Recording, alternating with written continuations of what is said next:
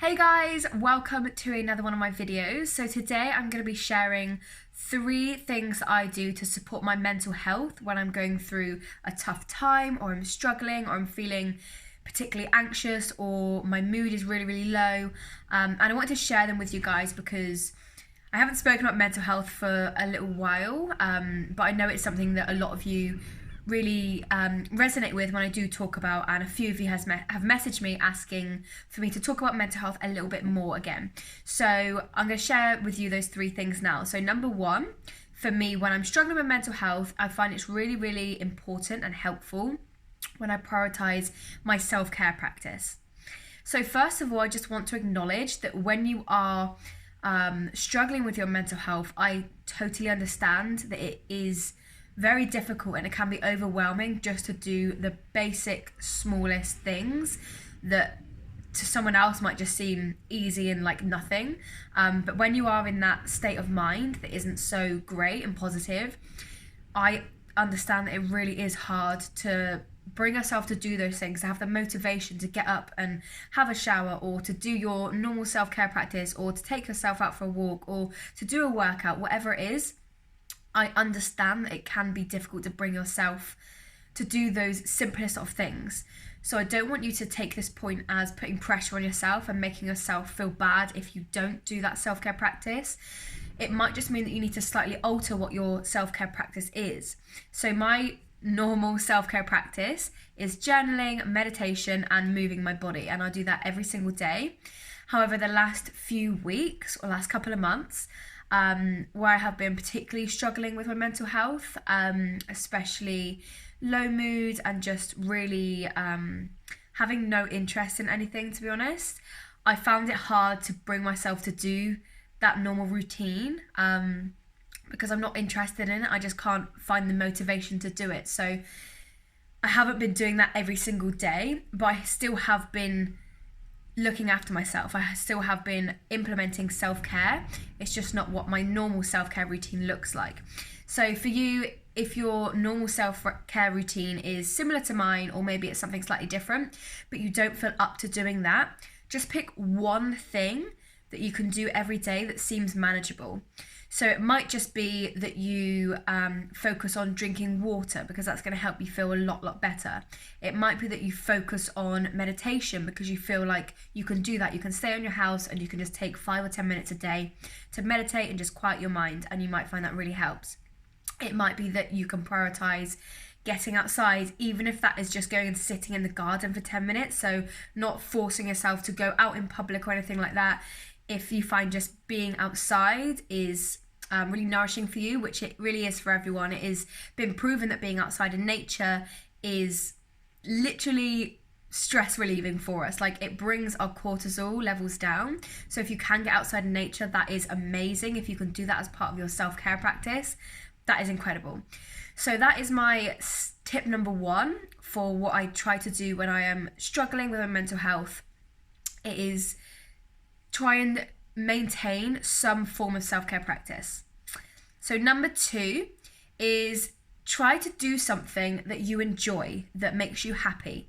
And again, I would like to acknowledge that when you are in a tough state of mind and you're struggling with your mental health, you do naturally kind of lose interest in what normally excites you and what normally lights you up.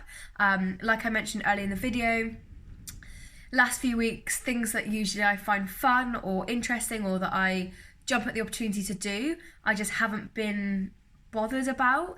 But there's different things that I have been able to do that I am enjoying and I am finding really nourishing and really, and like I'm just getting enjoyment out of them. So one big thing for me has been reading, but for you maybe it is dancing or singing or walking or baking, cooking, sitting and watching Netflix, talking with a friend, calling a friend, anything like that. Just doing something little that brings you joy and just brings you a little sense of happiness, so you feel like you have a positive that day. You have something that is good, something that is positive. I find that is something that has really helped me.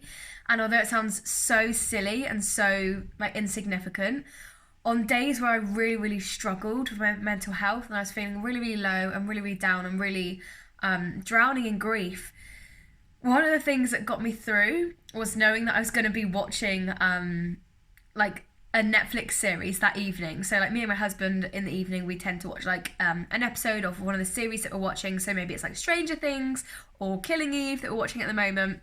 Amazing, by the way, definitely recommend. But when I've had a really tough day, having that thing to look forward to at the end of the day that I enjoy really like helps me through the day and just helps me just stay above water, I guess, and have something to look forward to. So I definitely recommend trying to do something every day that you enjoy and that you can look forward to. So last tip number 3, ask for help.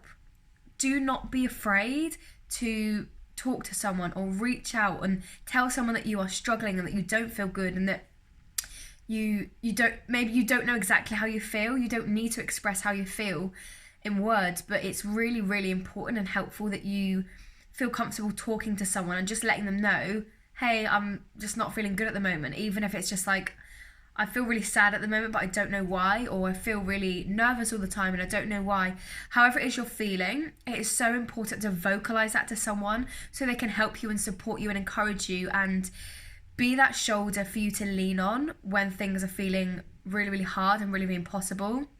So it might just be that you have got a really close, good friend that you feel like you can confide in, you can talk to. Maybe it's a family member, your mum, your dad, maybe a grandparent.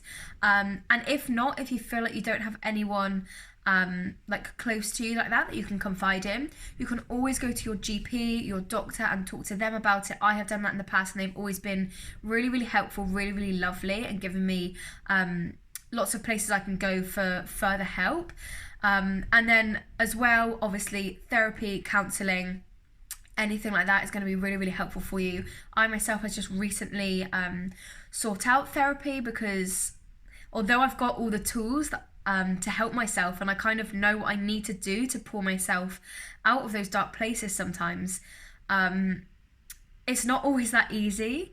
You can have all the tools in the world, but you can still feel like you're drowning.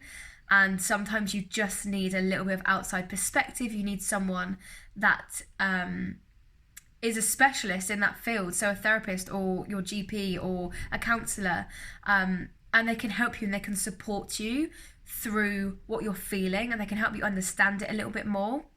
And I really want to just point out that asking for help does not make you weak. It does not mean that you have failed. It does not mean that you are useless or worthless. It means you're really strong because you're brave enough to reach out and speak about how you're feeling, because I know how horrible and scary and overwhelming it is to feel a certain way and not understand why you feel that way, but also not really understand what it is you're feeling. I know how horrible that is.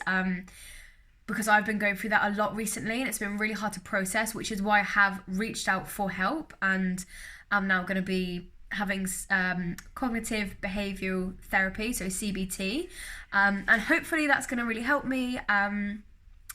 But yes, please never be afraid to reach out and talk to someone, even if it is just a friend and you can confide with them, and they don't necessarily need to help you exactly through what you're going through, but it's really nice to know that you've got someone there that knows that you're not feeling good and they can support you and they can, check in on you, because the worst thing about feeling like that is feeling that you're alone, but you are really, really not alone. There are so many people that are going through such similar things to you. So please reach out to someone, talk to them, and just share how you're feeling.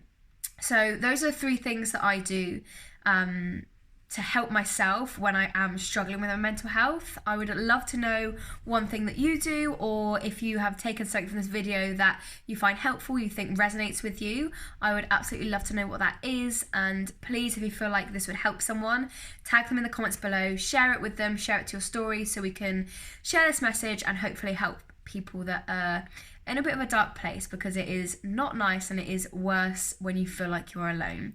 And none of you are alone. You'll be so surprised when you start opening up and talking just how many people share how you're feeling. So I hope you've enjoyed this video. give it a little like and share it with someone you think might need it.